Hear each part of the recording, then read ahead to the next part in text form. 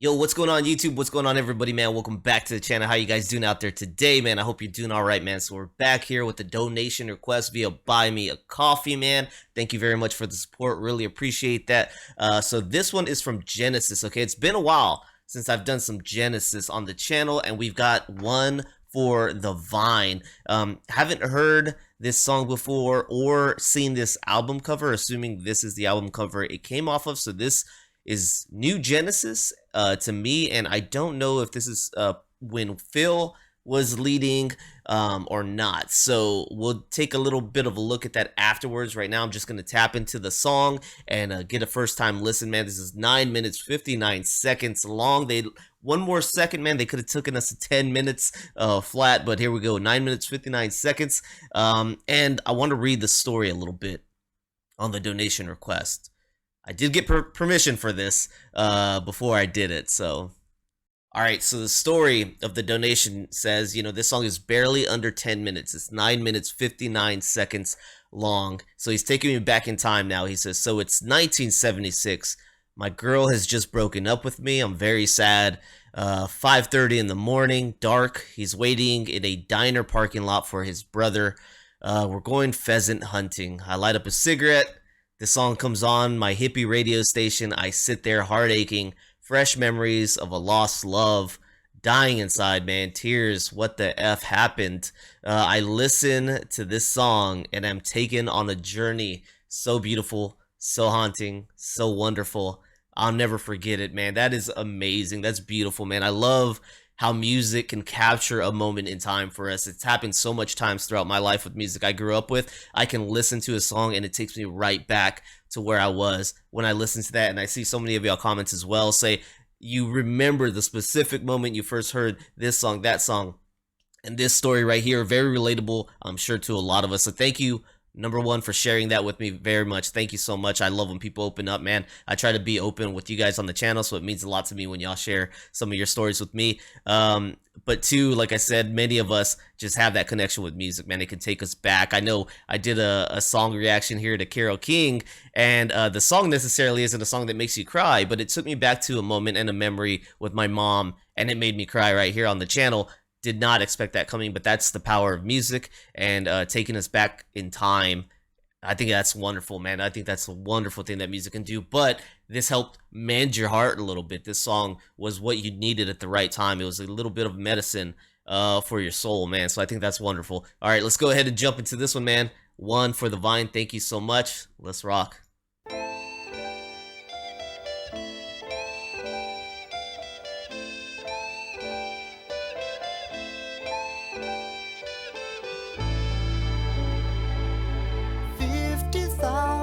Men were sent to do the will of one.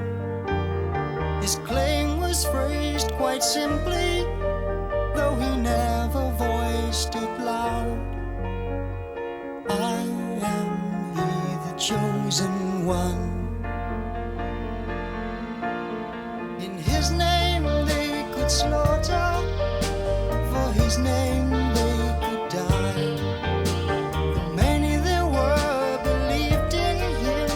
Still more was sure he lied, but they'll fight the battle on. Then one whose faith had died fled back up the mountainside, but before the top was made, a misplaced footfall made him stray from the path prepared for him. Off of the mountain onto a wilderness of ice. This unexpected vision made him stand and shake with fear, but nothing was as fright compared with those who saw him appear. Vocals in that piano, man. Filled their minds with awe. Simple were the folk who live upon this frozen wave. So not surprising was their thought, this is he, God's chosen one who's come to save.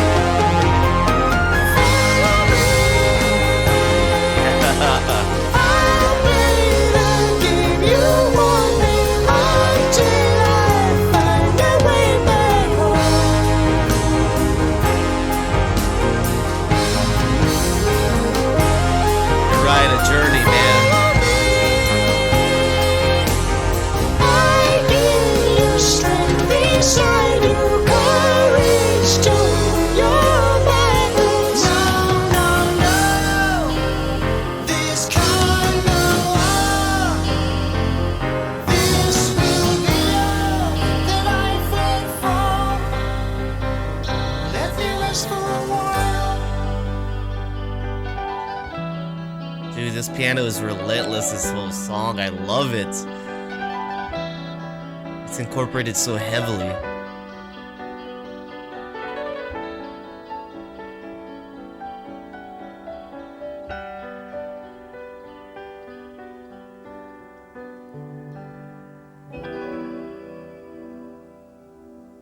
He walked into a valley all alone.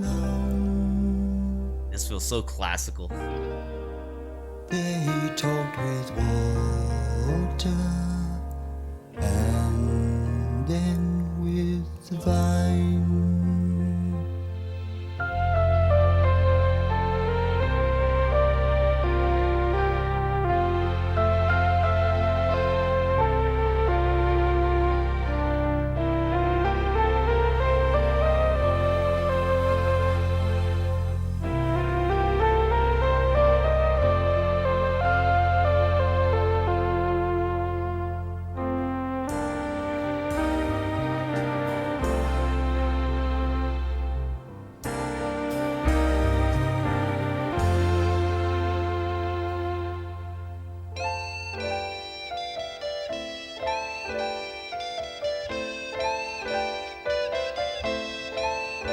I think that's guitar writing right there.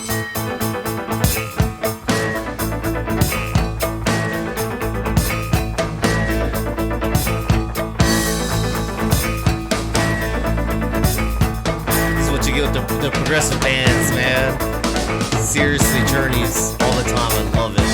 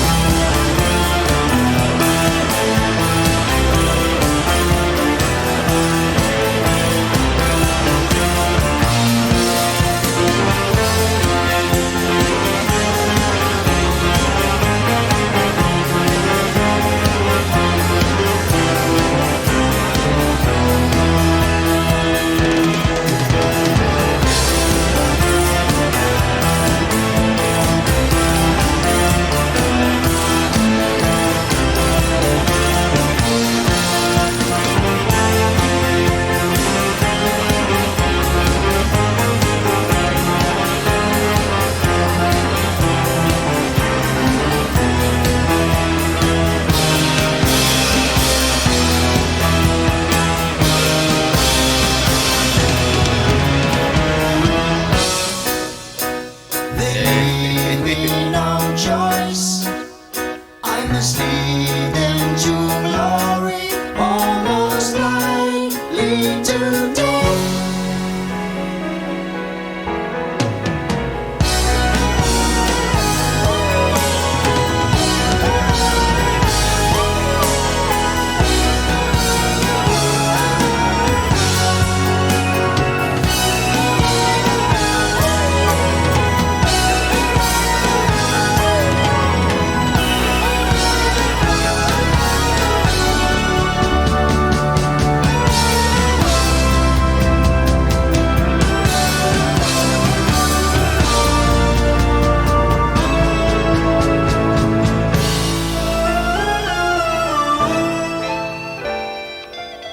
Oh, I love that part right here, dude. Dude, that is just it's wicked good, man. They traveled across Here the we go. plateau of ice up to its edge. Then they crossed a mountain range and saw the final plain. Still he urged the people on. Then on a distant snow, he observed one without hope flee back up the mountainside. He thought he recognized him by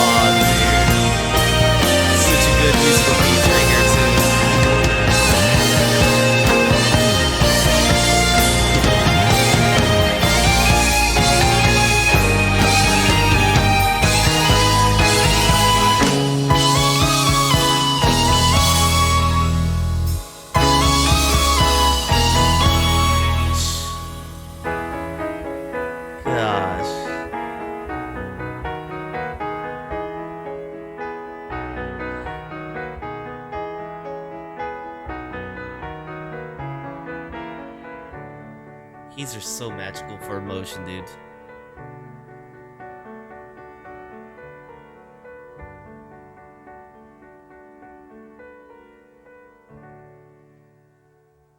Freaking beautiful piece of music right here, man.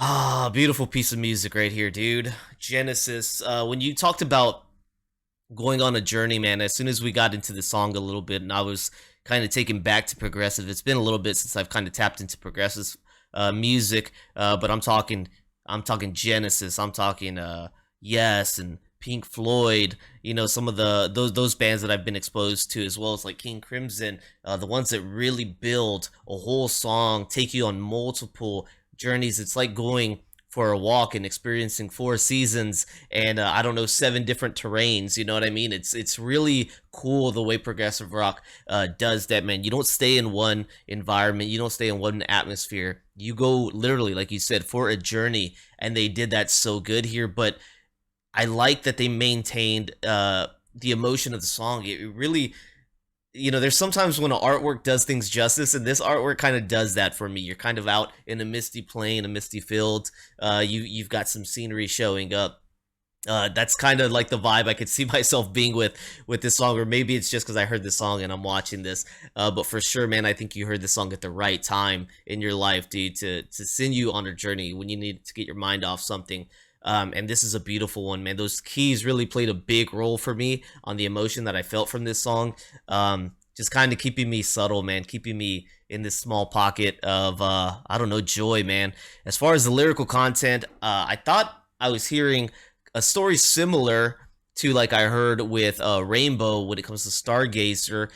You know, when they're talking about how everybody is willing to do something for this one person. This one person is their prophet, their speaker, and people are literally dying for his words and for his wishes. And that's the vibe I was getting from here. But it sounded like we were talking about literal, maybe Jesus Christ. I'll look it up a little bit, but I was getting feelings of maybe like Crusaders time period, and people fighting and dying for religion, and then taking back to the time when maybe we'll say maybe this prophet, I don't want to say it's about Jesus, I don't know, but let's say this prophet is actually roaming the earth and walking the earth and leading the people to these different areas. So we'll look into the lyrics, but musically fantastic, man. At the end, like I told you guys when I was tapping more into the drumming, the bass line, it sounded like a lot of times the guitar was complementing the keys as well. Just phenomenal. Really liked it. I like the upbeat transition there towards the middle of the song as well. So it says the point of this song is describing a leader who comes in and leads a simple tribe of people, though only to death. The people see him as a sort of messianic figure, though some become disillusioned. Those who try to flee are in too deep and still die. Damned if they do, damned if they don't. Okay, so it was definitely along Stargazer times. I didn't know if maybe we were like, I didn't know if it was a religious song kind of praising religion and saving people, but like I said, I was getting vibes, and maybe that's the most relatable to me when it comes to this kind of message, is like thinking about actual religion. But this is simply just talking about a leader. We could be talking about cult mentalities and things like that. But yeah, definitely along the Stargazer one, be careful whose message you're listening to, because it could lead right to damning you and the death of you. So just be careful with who you're idolizing and who you're following. And to me, I take this more now as a literal sense here in life and in the world. There's a lot of people who just look up to somebody and will die for their cause. Be careful, right? This song is kind of bringing warning and bringing caution to that. And it's a story as old as time, man. It happens all the time, right? So all right, so one for the Vine. I couldn't find a wiki for that except one that was like in Spanish, and I don't know how to read Spanish, unfortunately. I even took a Spanish class, by the way, guys. So we're here on Recorded. It was recorded, released in 1976, guys. Progressive rock album, and you've got by the mid 1976, Genesis had survived the departure of original frontman Peter Gabriel, while drummer Phil Collins taking over lead vocals, or with Phil Collins taking over lead vocals, and produced the critically and commercially successful album A Trick of the Tail and supporting tour. All right, so we've got a little bit about One for the Vine. I'll just kind of read what they gave us on this one. So it says One for the Vine was a track that Banks wrote during the writing session for A Trick of the Tail. He spent a year working on the song until he got it right. His aim was to piece together a variety of instrumental parts into a complete song without repeating a section. The lyrics, which came after Banks had arranged the track, are a musical fantasy about a man who had been declared a Christ-like religious figure and was forced to lead people on to battle. While the music featured a variety of styles, in the end, he became the prophet that he himself did not believe in and becomes disillusioned. Banks was inspired by the science fiction novel Phoenix of Obsidian. I don't know that one. Maybe you guys know that. And if you read that, maybe you didn't know that they had that connection, or maybe you did. So this was inspired by his science fiction novel Phoenix in Obsidian. The song became a live favorite and regularly featured in the band's set list for several years. Dude, that is awesome. I'm happy that it resonated with so many people, that it became a live favorite for people. I wanted to see where they had everybody on this one. So we got Genesis, Phil Collins on vocals, drums, cymbals, percussion, Steve Hackett, electric guitar, nylon classic guitar, 12-string guitar, kalimba, auto harp. Mike Rutherford on 4, 6, and 8-string bass guitars, electric and 12-string acoustics guitars, bass pedals, backing vocals. Tony Banks on Steinway Grand piano, ARP 2600 synthesizer, ARP Pro soloist synthesizer, Hammond organ, Mellotron, Rolling string synthesizer, Fender Rhodes electric piano, 12-string guitar, backing vocals.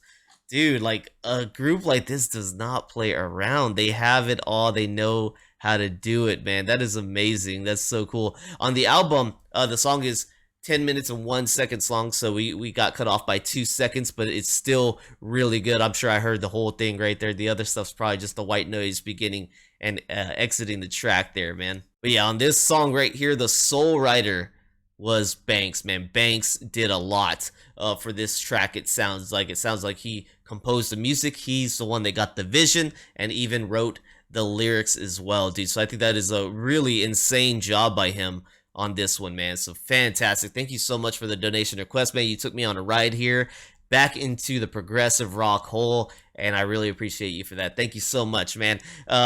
Hopefully you guys enjoyed rocking with me here today. There's probably quite a few live performances of this that are worthy of diving into. I have to assume. They said it's a live favorite. The freaking studio version of it is just amazing. I gotta imagine on some live performances, man, they go ahead and make this even longer and add more layers to it, as if it didn't have enough amazing layers as it is, dude. This is like the best cake you could ever get, you know what I mean? Thank you so much for this one. I really hope you guys enjoyed it. If you did, please don't forget to like, subscribe, check out the descriptions down below for other ways you can help the channel, including becoming a member here on my YouTube, my Patreon, or donation requests, all of which greatly help me, guys. Thank you so much, and I'll see you on the next one, man. Peace.